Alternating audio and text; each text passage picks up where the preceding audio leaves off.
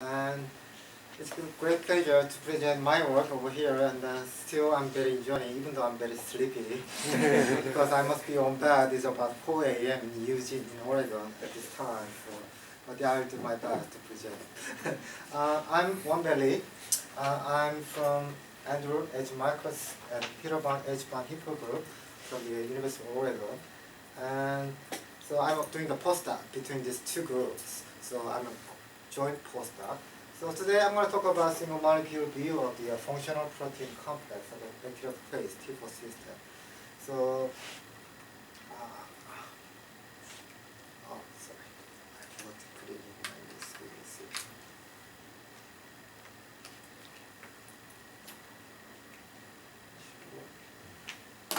Takes a couple of seconds. Okay, great. So, here's a photo for the Peter, and here's a photo of the Andy, and a photo of the system. We are collaborating from these two groups, actually. So, we are collaborating with two groups, and we are mainly we are thinking about the between this collaboration. We are working on the understanding of the mechanism and the regulation of the DNA replication system of the bacterial phase T4. I'm going to show you what the bacterial phase T4 system looks like. And we are studying the DNA protein interaction, and DNA dynamics, and also protein-protein interaction. And a lot of conformational study using this 2D FS and also single molecule FRET. And using also, Ronnie will talk about this 2D FS more with this protein system. And in our group, we are using the multiple dye like a Cy3 and Cy5, and also fluorescent-based analog.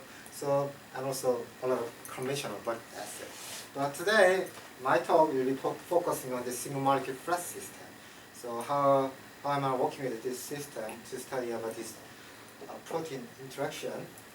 So here is a representation of the T4 system. This T4 system is good for understanding mechanism and regulation of the DNA replication system in bacterial phase T4. So simply, there are double-stranded DNA. Then the molecular system needs to amplify out of double-stranded DNA into multiple single-stranded DNA, and then it can amplify. So as you can see, this helicase can unwind this double-stranded DNA, and then making two single-stranded DNA, and then later it's making two double-stranded DNA things. So it's simply an replication process. So as you can see, there are many proteins involved in this process. Right now we are focusing on this GP41. It's a name, and it's a helicase which will unwind double-stranded DNA and then making single-stranded DNA. And then there is a 61 primase, it helps. And also there is some GP32 SS single-stranded DNA binding protein.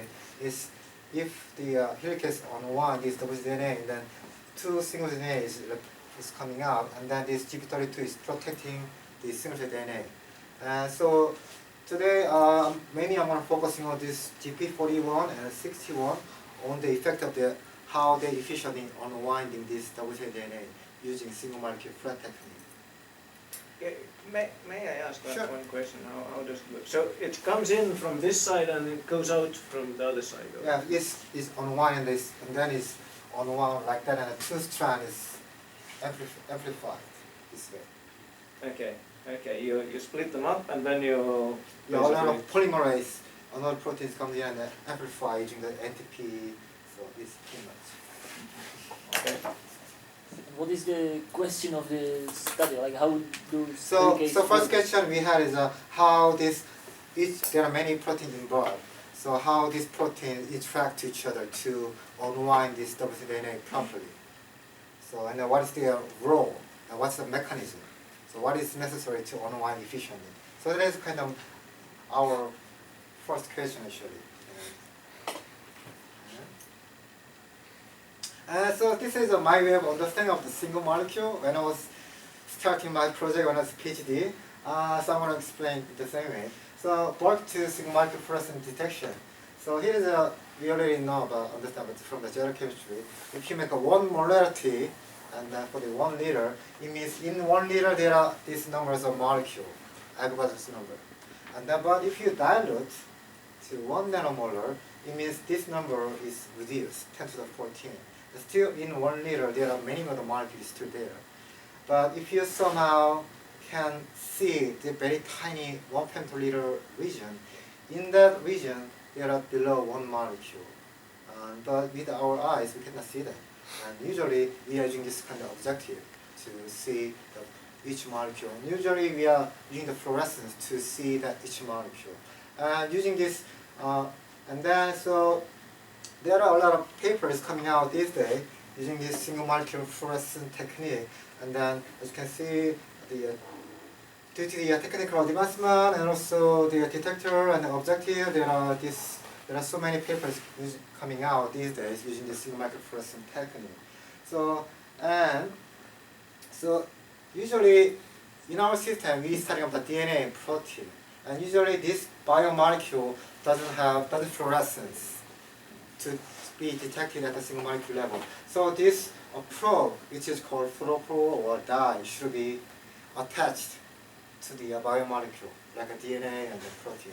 So in my system, I'm using this site 3. This is a structure of this site 3 and the site 5. So site 3 usually is excited at 532 at 550, and then it emits fluorescence at 570. And the site 5 is excited at 650 and then emits at 670. So I'm using these two different dye, and this dye is a label on the DNA. I'm going to explain how I'm doing it. So this is represents DNA, and then so this is donor molecule is the label. So usually is excited. In my system, I excited 532 nanometer laser, and then there's a fluorescence. Donor signal is coming out. But if you put another molecule named as acceptor, and then this fluorescence is transferred to the acceptor molecule. So as you can see, donor signal is reduced. And then this acceptor molecule, even though this molecule cannot be excited by this 532, but this energy is transferred. Because this distance between should be about 10 nanometer region, which is called Foster distance. And then using this is called FRET, fluorescent resonance energy transfer.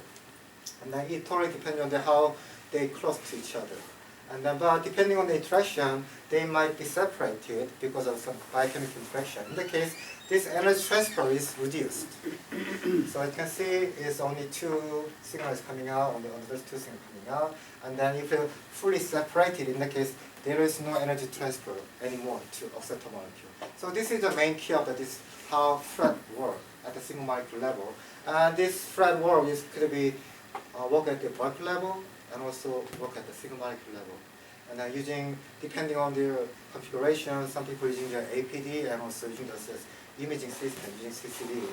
And also because people watching this kind of dynamics, depending on their condition, with this different time resolution, because different time resolution will answer different questions, will answer different questions. So people, there are right now using this concept, single molecule FRET.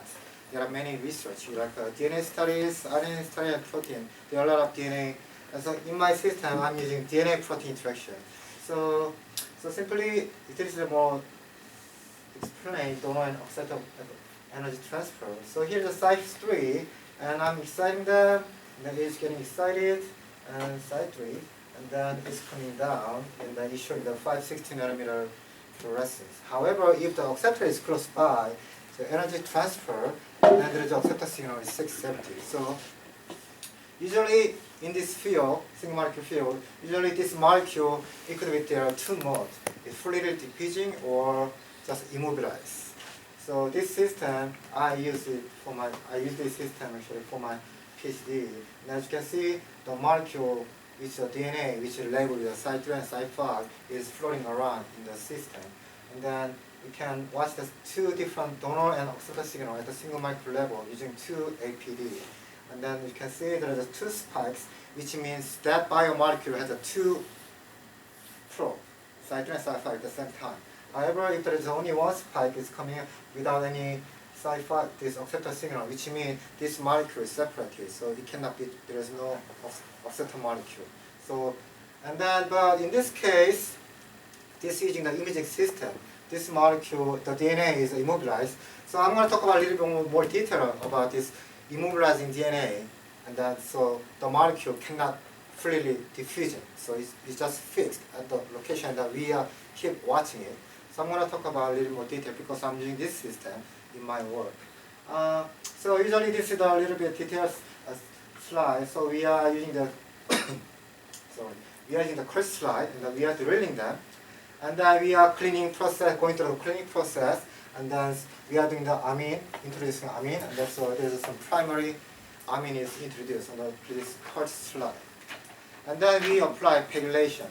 So and then using the biotin and the pegylation, so and then we introduce biotin on the surface, and then this biotin on the surface, it could be used for the nitroavidin and then the biotin interaction, because this nitroavidin molecule, it has 4 available biotin site.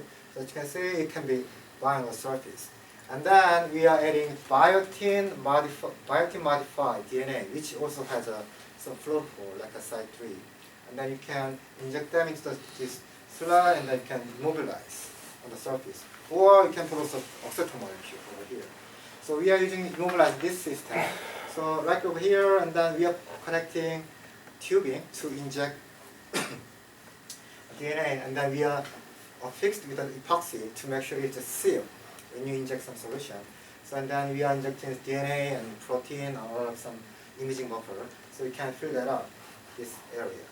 And then you put the prism, and then we are making exciting them using top excitation. So this is the system we are using to immobilize DNA. Here is a representative photo. So you can see there is some tubing injected, and then here is the imaging area, and then you can inject DNA and the protein, and then it could be another tubing or legible. You can make it like this way. So can I just ask a question? So why do you construct it yourself? Because one can buy some of these kind of things, which stays water, which can stand water conditions, and is what you're using. Because we could not use it because we're using kind of organic solvents all the time. Kind of, we were thinking how likely these guys are who are using water, they can buy it and just use, but you are making it, so. yeah, usually we prepare in Singapore actually. As far as I know, they prefer to make it by themselves. I know some company they are providing this kind of modification on the surface, but yeah. Okay, maybe that's because you do the modification of the surface. Yes, okay, we want to modify the surface using this all this kind of process. So this is a little more detail. So there is a modified crust slide and the PEG introduced and the nitroavidin in this. So if you inject DNA, and then there are a lot of DNAs, and then it can be immobilized on the surface. And then they are not, and even though there are unbound DNAs are floating around, but there is no space to immobilize on the surface. And then you exciting them using the tough geometry, and then using this tough, there's only this area which is called evanescent field. So this molecule, it could be excited, but this molecule is outside of this area, it cannot be excited. So this is, and then I want to show you real-time movie about this real-time binding event when I'm injecting the site 3 labeled DNA. So listen up. Can we turn off the Can I switch off? Is it down something? So you can see, it's not strict really, but yeah, you can see there are some. The middle one. Yeah, okay, that's good. So you can see this is another site 3. These are just impurity molecule on the surface. Still, always, when I was doing the single always there is some impurity. And then at about 35 seconds, I'm trying to inject site 3 labeled DNA into this sample chamber. And then you're going to see real-time binding on the surface. And then how this molecule will bright up, and then so I'm going to show real-time binding event onto the. So I'm injecting this site 3 level DNA, and then as you can see the focal point is a little bit changing because I'm injecting flow, and then as you can see it's recognizing the surface, and this is, but it's a little bit out of focus. As you can see each dot represents site 3 labeled DNA on the surface, and then as you can see it's fast photo bridges. So and then this area is getting empty because they are photo bridged, and then I'm trying to make an edit focus, and as you can see the each spot from the site level DNA. So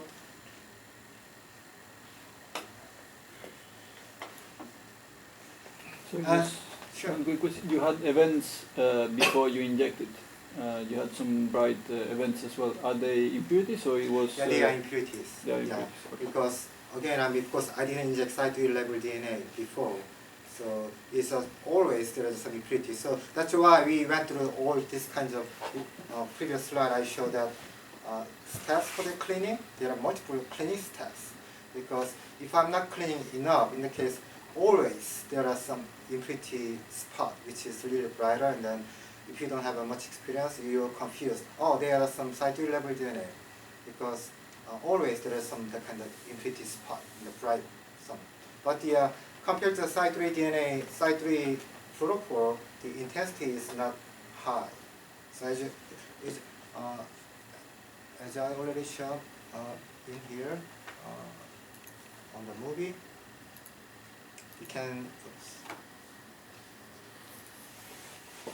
So as you can see, the signal is not high, even though it could be detected, but signal not, because as you can see, when you inject site 3, the signal is so brighter compared to the previous random blinking signal. I think it's all the same level, just have so many of them. Yeah, actually, when I analyze the Similar. intensity is normally in this field, people say that is site 3 is 4 times brighter than common impurity level. Actually, that's what people say, and that's what already also confirmed by my experiment there. Actually, yeah, and sure. Yeah, I have a good question. You said that this luminescent field ensures that only the attached molecules are excited. But this 100 to 200 nanometers, it's a bit more than just the size of the molecule, that's my guess. Actually, in this field, I'm kind of showing there are still a lot of unbound molecules floating around. But this kind of practically, people before we doing the real data saving, this unbound molecule flushed out. So because you just need to inject just buffer, and then this molecule cannot be flushed out, but this molecule will be real flushed out. So that's the real practical way. This is just an example. So, sure. What's the distribution of length of these DNA strands? What do you mean the I distribution? mean, are they quite? I mean, is the length the same for? I mean, what's the distribution? How different are they in length? It depends on this peg and a little bit there is but still is within this 100 nanometer. It also depends on how long this DNA, but it's not that long. It's still very inside within a evidence field. You wouldn't But see they some are that are out of focus or. Not really. Actually, no, because if you focus them one molecule, then most of them they are still in focus. But what is the length of this? I mean if you put the length scale in your picture, how would the... This area? What is the length of this? This DNA molecule up to or- here? Yes, yes. From the bottom, from the glass to the top. It's yeah, I didn't calculate it enough, but it still is below. What to say? It's below the 10 nanometer below. So it's 10 nanometers. It's Yeah. very, very small. Yeah. Is it so small? Because kind of the Still size very of the small. dye is 2 nanometers. Yeah. So the dyes are like this, and your DNA is just like that, or DNA is But like DNA is actual range, so we are not using it very really long. We usually are about using the 60, 70 base, so it's not that So it's kilometer or something. So we are not using very long dyes. Yeah. So okay. So in this field, we normally I already show these molecules, this cycle and the photogen really fast.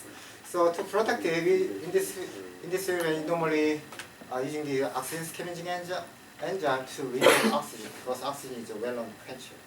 So to remove oxygen, people using in this field glucose oxidase, and the catalase. And out of this system, you can see oxygen is reduced. And the overall oxygen level is reduced from millimolar concentration to micromolar concentration. So it's kind of reduced.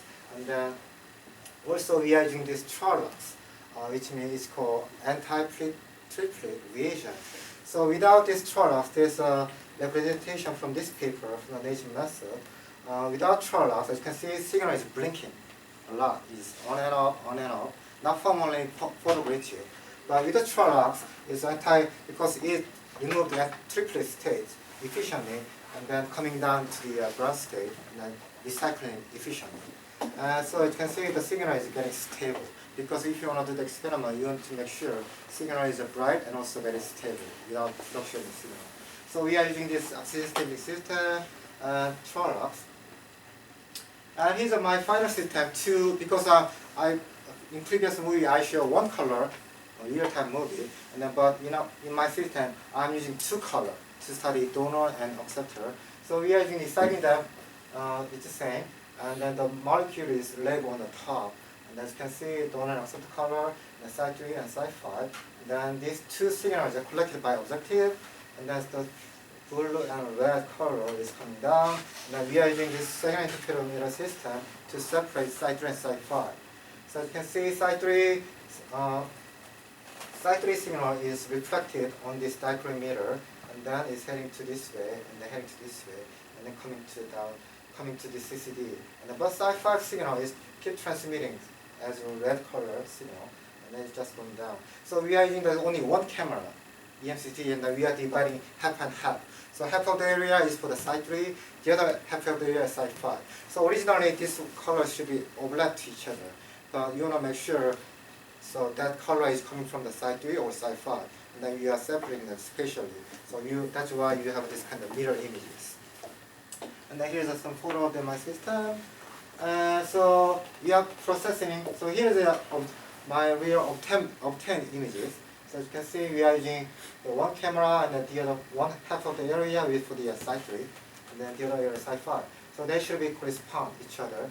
So as you can see, there is some similar pattern, because this molecule represents the same molecule over here, because this signal is from the side 3, because that DNA has a side 3 and also side 5. And then so by analyzing this signal, how much intensity we got from these images, we're analyzing it. In my system, we are saving images every 100 milliseconds. And then we are processing it, ideal to recognize peak finding. I'm going to show quickly about. So here are the detected images. As you can see, each molecule is detected in side 3 area and the side 5 area. And then we are processing this image using the IDL. It's called IDL. And as you can see, the peak is recognized. And also, we are processing how much intensity each got is from each images. And so we are processing it almost automatically out of this program and code. And then analyze the data using the MATLAB, so how much intensity we got over a very long time.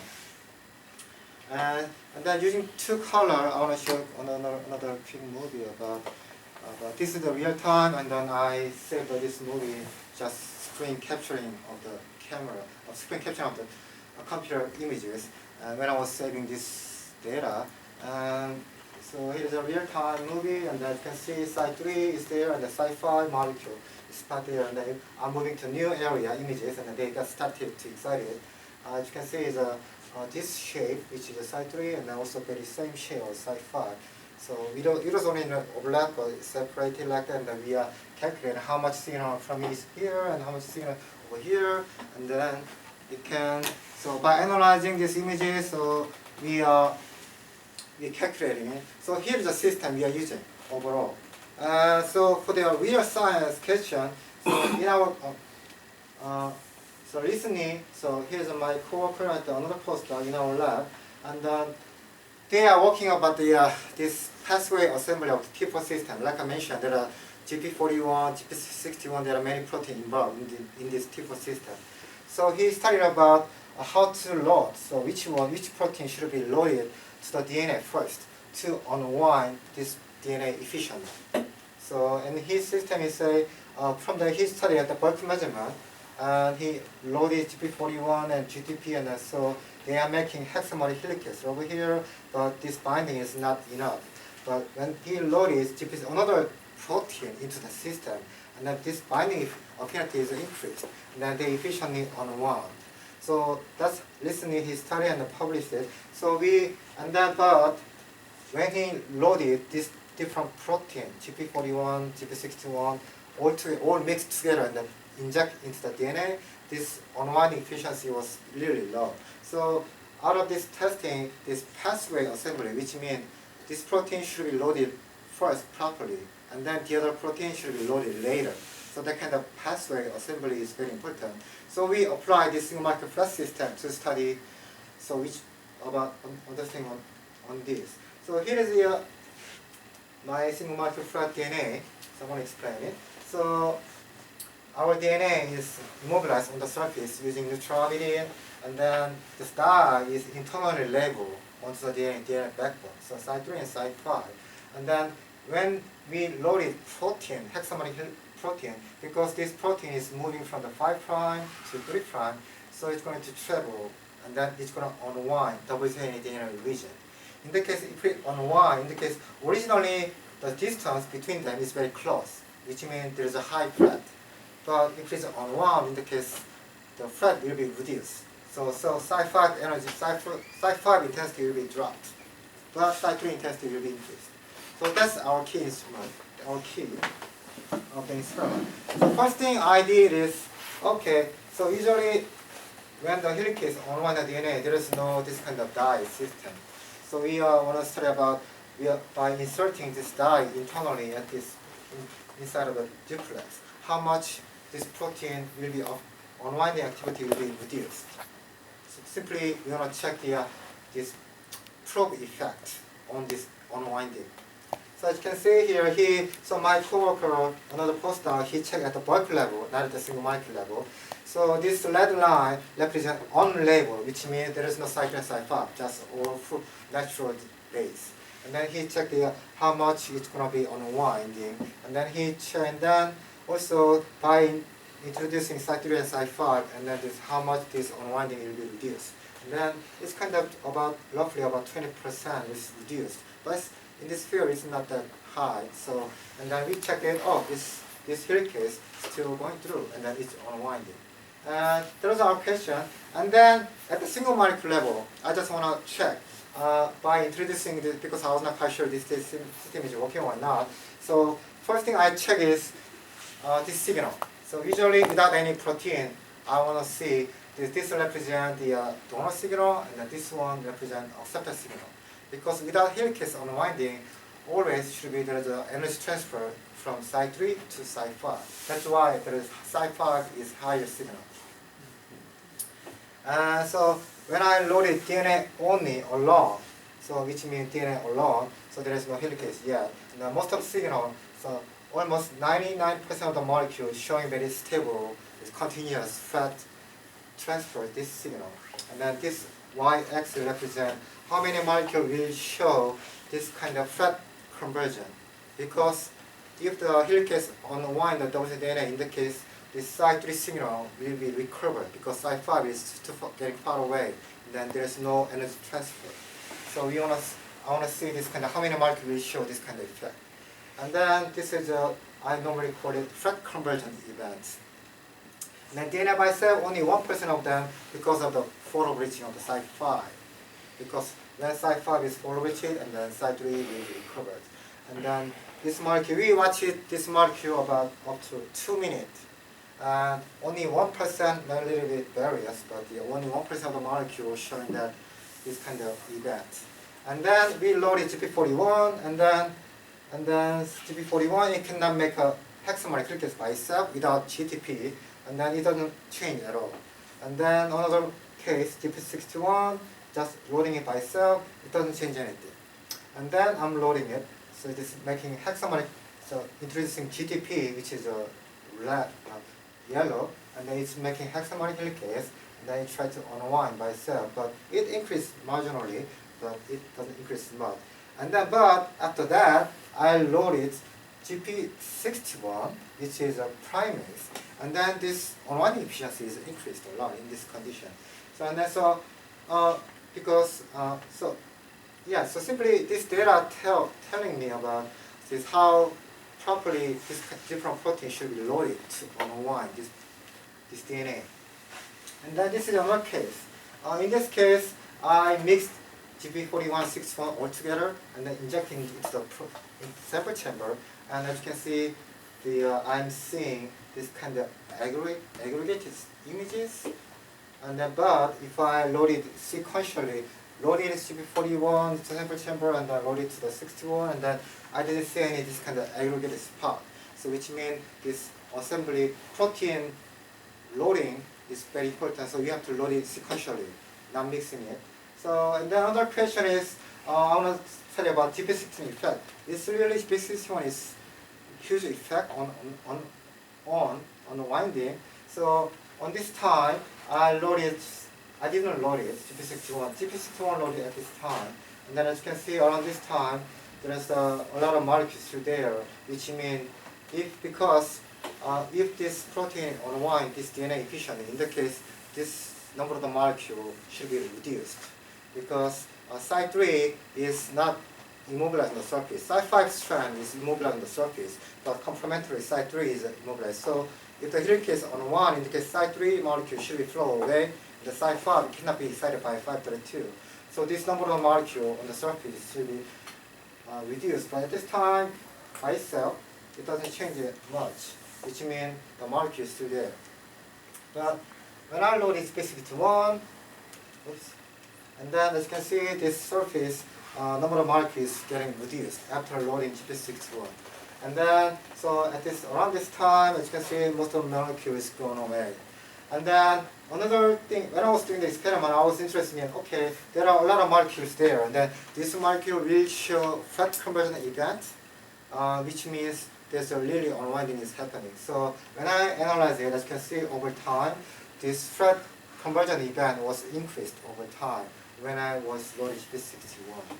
So another case is we also studied about the GTP effect. Because, sure. So just one quick thing, Sure. and the same behavior, but because you also have bleaching, right?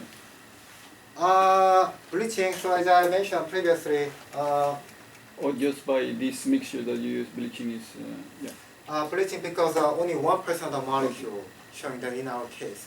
I didn't But talk. this is what you check without these extra proteins what you have. When you add this extra protein, they bleach much more. Actually, that's what kind of this control, because this one is without any GTP. We added GP41 only. This is just control, and but this bleaching was not increased much. Yes. Actually, I mentioned just not, I didn't emphasize it, but this dye was labeled internally. Usually in this field, they label this dye is using some sort of linker. It's called externally labeled, using the amino modified carbon-6 linker. And then, but yeah, we use it as system first. I used it as system first, but yeah, I saw that a lot of high photo-bleaching rate, and a lot of molecules photos much faster. And then we use this internally labeled dye, which is very stable, long enough time. So that's kind of one of the reasons actually to prevent photo-bleaching, which is photo-bleaching is really important. So When you say internally, do you mean that it's inside the duplex, or is it? right inside a duplex. So you basically modify the nuclear base. Right. But in this slide, when you, I mean, kind of in this work, when you look at like after 20 minutes, after 30, after 40, you don't kind of illuminate it all the time, right? You just illuminate it Right, when so- you measure. So because After 40 minutes. because I mentioned okay. So here I save the data every 2 minutes. Every 2 minutes. Yeah, every 2 minutes so I'm moving this area because some of the molecule photovoltaics, so I don't want to excite them continuously. And then I'm moving to new area. Because even though I'm moving the area, but the overall, the number of molecules, the average number of molecules should be very similar. So yeah, No. not necessarily very same, exact same, but roughly very similar. That's why I'm getting this kind of average similar number. Yeah, because every 2 minutes, yeah, exactly. Yeah, into new area.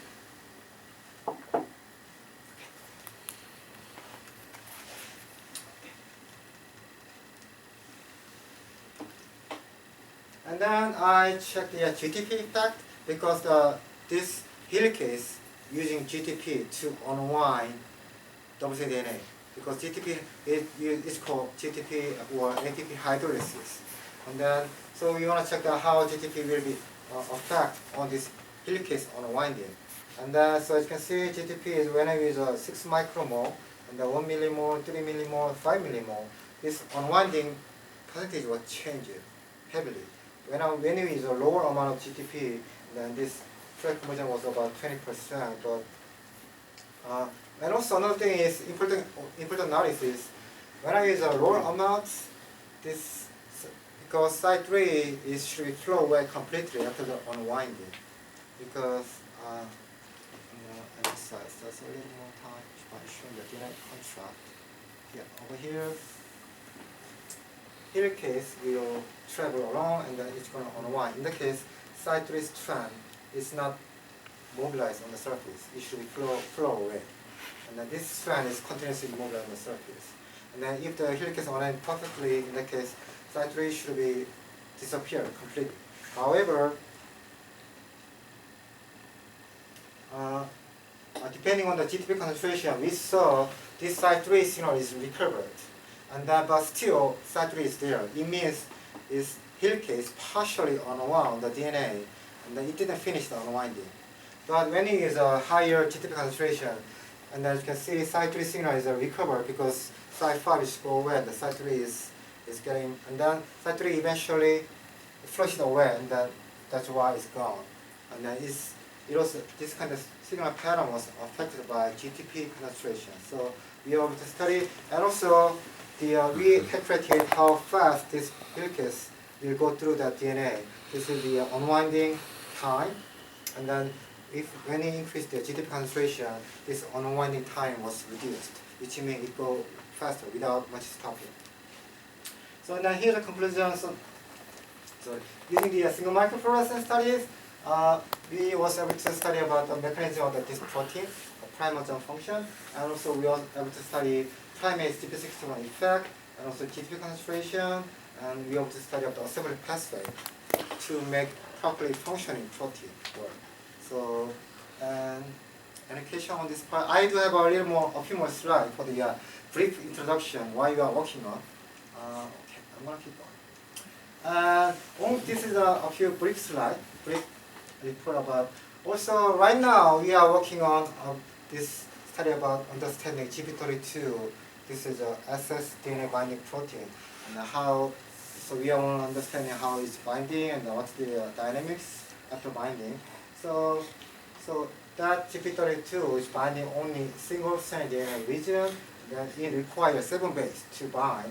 And then when you feel loaded GP32, so here's our idea. So without GP32, this side 3 strand, single-stranded side 3 strand is easily wobbling around. So there is just some high threat. But when GP32 bound, in this case, it cannot be very closer. So this threat will be reduced. That's the main idea, and that's why we check for the bulk measurement. So after loading the GP32, this threat, side 3 signal was recovered, but side 5 signal was reduced. And then, so here and then we are able to see each binding event of each protein. So as you can see, first binding event and the second binding event after loading GP32. And so we are able to study binding event, and also recently we found very interesting dynamics of this protein on the DNA. When we load the GP32 protein onto that DNA sequence, we interestingly see very fast dynamics between side 2 and side 5, making them fluctuate fast. So we are trying to understand what is the main cause of this data region. So what is the meaning of the biological? So we are studying GP32 at this moment, and also another topic too is we are usually using this visible dye, which is called side 2 and side 5. But in our group, we are also interested about this fluorescent-based analog, which is called very similar to base, and then but a little bit modified. So it's called 6-amide, but it's fluorescence. But it's not bright as much as side 3 and side 5. So, but yeah, this is one of the our research going on. So 6-amide, it could be excited at 351 laser, and then exciting at 430 nanometer, and then emission is 430 nanometer. There is a lot of utility, and when I was doing it, it's much harder. It's really harder than side 3 and side 5. But here's some our system. We are exciting the molecule using the top geometry, using 351, also laser control. We are also can switch 532 laser. Here's some photo of the 351 top excitation. And because at first what I did is 6MI signal is really weak and that was always confusing from the and then at first what I did is embedding 6MI, 3 6MI in each molecule. And then because I want to make sure if I'm seeing the 3 photovoltaic steps, so it's kind of confirming that I'm seeing the 6MI signal. And then that's what I did first. And then before the, as you can see here, UNI shutters open, and then laser shutters open. In the case, as you can see, 3 times photovoltaic step, which is mainly mainly confirm that these signals are, even though it's much weaker, but these are the 6MI signal. And here is the printed images. So here's one of the examples. So after that, I use only one, especially 6MI. They do have a different fluorescent color depending on their position. So like they are in the single-cell DNA or double-cell DNA or 4-1. This is the most bright signal. And I want to show you about the real-time movie, how the signal looks like. And you can see it's much weaker compared to side 3, but we are able to detect there is some side 3, even though these are some impurities, but there are some side 3 signals you can confirm, even though they are blinking compared to side 3, and we are able to detect the 6MI. That's another project we are working at this moment. Right now, here's my last slide. So we are interested in putting acceptor molecule to the 6MI. And then we found side 3 is could be a good acceptor to the 6MI. So as you can see, when 6MI, we are only from the bulk measurement. When you excited 351, and there is some signal at the 430 nanometer. But when you put side 3 just next to 6MI, this energy was transferred to side 3 signal. And then there is some high side 3 signal we also detect. So we are working on the 6MI and side 3 system at the single molecule level at this moment. So here's my last slide. So here's our groups, collaborating group. So, and then I want to thank to Andy Marcus, standing over here, and then Kipan Hippo, professor over here, and then, so, thanks for giving me opportunity to present my work over here. Thank you.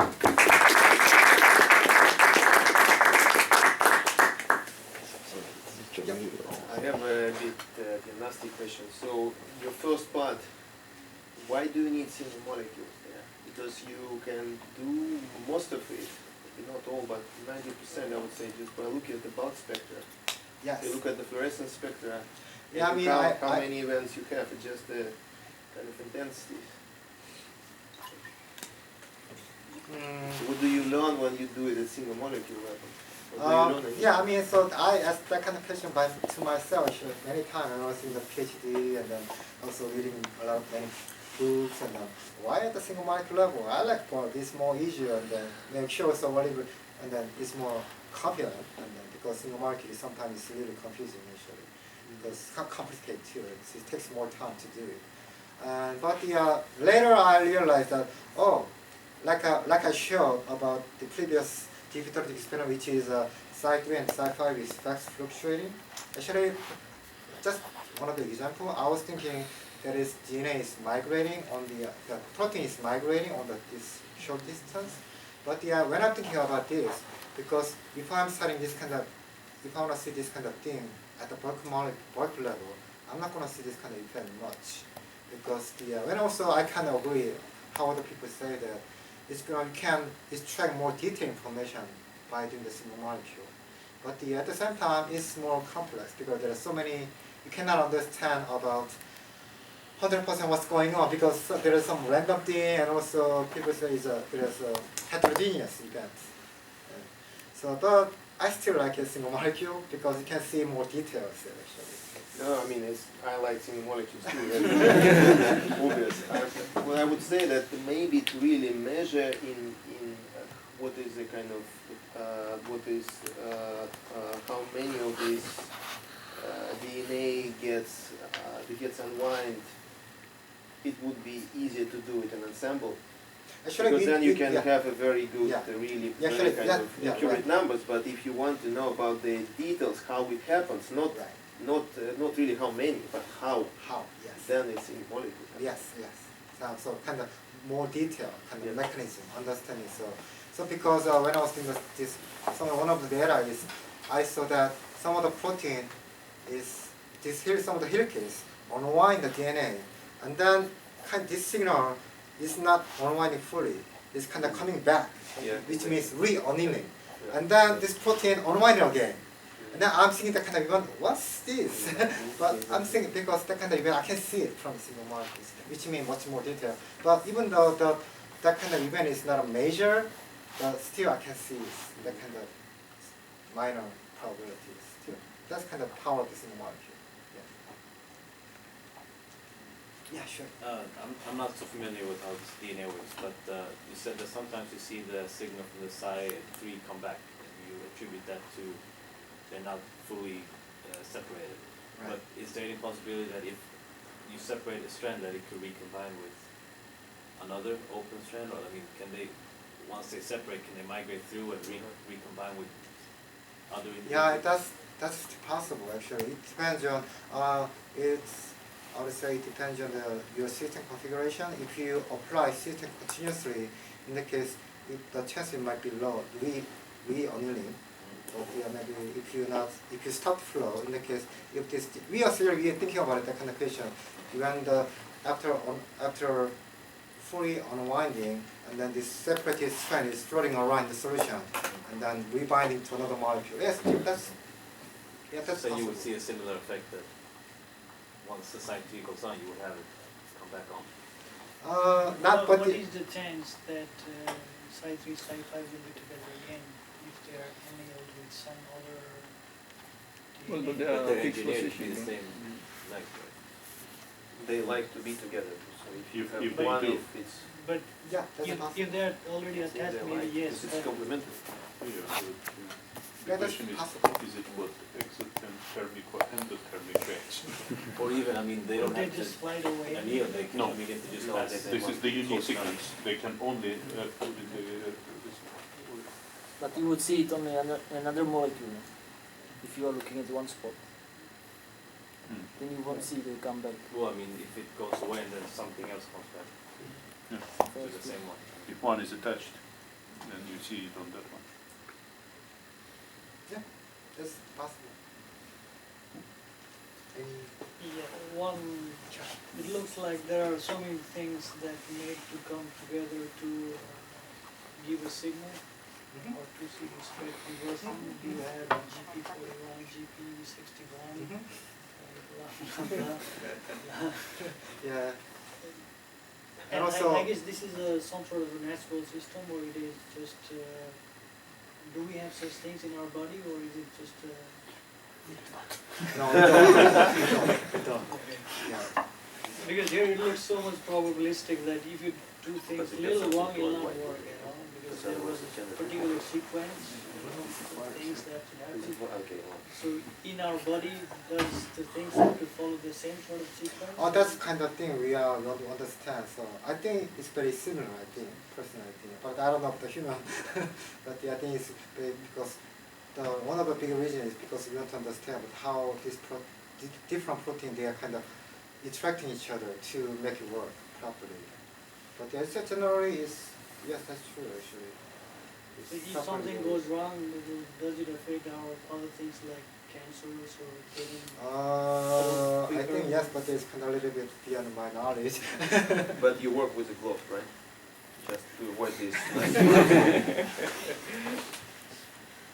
And there's one more question, probably to connect your talk to the talk of UC. When this thing does the unbinding, you need HHP, whatever.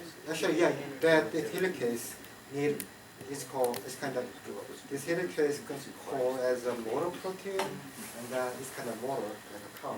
You need some fuel. Yeah, so Chemical when it energy. does this unbinding, what kind of thing? Is it a chemical reaction or just a mechanical force? It's- that, It's kind of, That's going to be a connection, right? that's a good connection. People I think it's mechanical action, but it's a little bit arguing on the paper. well, you can discuss later on maybe, because I just wanted to see whether such things that UC probably will talk later on is actually happening on biological things.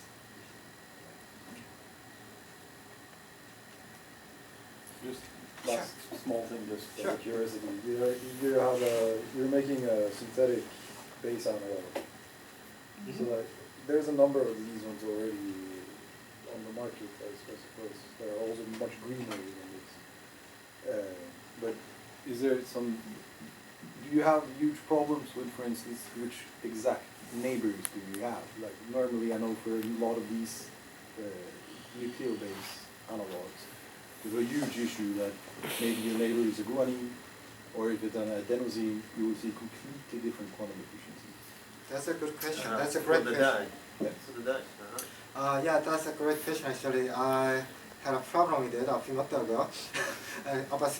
Especially about I was using the 6MI try to detect at the single molecule level 6MI, and I'm always trying to make sure this 6MI is the highest, the most bright molecule or not.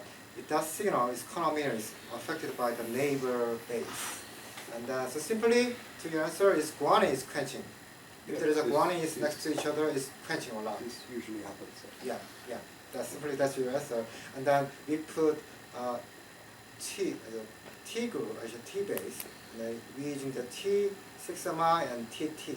So we put that actually. We take that out of the guanine actually, out of the neighbor base. Yeah. Actually. Because I know there's already bases that are absorbed at, there's artificial bases that absorb at much longer wavelength, which would be more convenient for you guys to use. But I mean, they have the same problem that they quench, of course. Yeah, But that's one of the reasons actually that base taking is is out of the base. This is that's one of the reasons because 6MI they do have different intensity between different columns depending on their position. When they are on the single-cell DNA by cell or double-cell DNA, because in double-cell DNA they do more base taking between this neighbor base. That's why this signal is quenched a lot compared to this at the fourth minus position. That's kind of one of the reasons.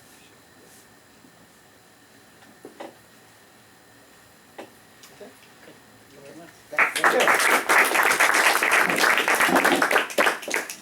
So I guess we make 20 minutes break, there's coffee outside, and then after that we have UC.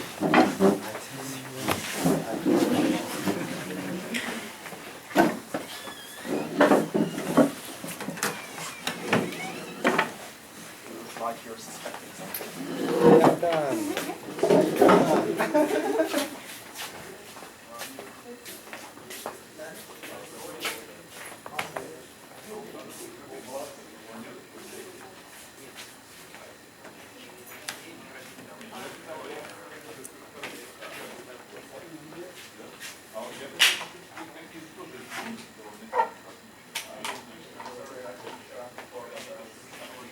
Very nice. Oh, thank you. So how closely are the two groups working together? We have a group meeting every week, and then we are talking, and then it's how long? I mean, when I joined the group, they started collaborating. So, Okay. and that's one of the reasons they hired me as a postdoc. Okay. Because they want to collaborate, they want to do some sort of single molecule work. Yeah. At that time, I was looking for the postdoc position. So there's single molecule spectroscopy part, that's what Andy is basically supervising, and then the DNA part is what the other guy is doing. Exactly. All right. Yeah, so we are kind of, because we are sharing some knowledge about DNA and the fluorescence. Because Yeah. Andy is more optical, Yeah, I understand that. Right, and he kind of give a comment and suggestion. Yeah, right. Okay, good.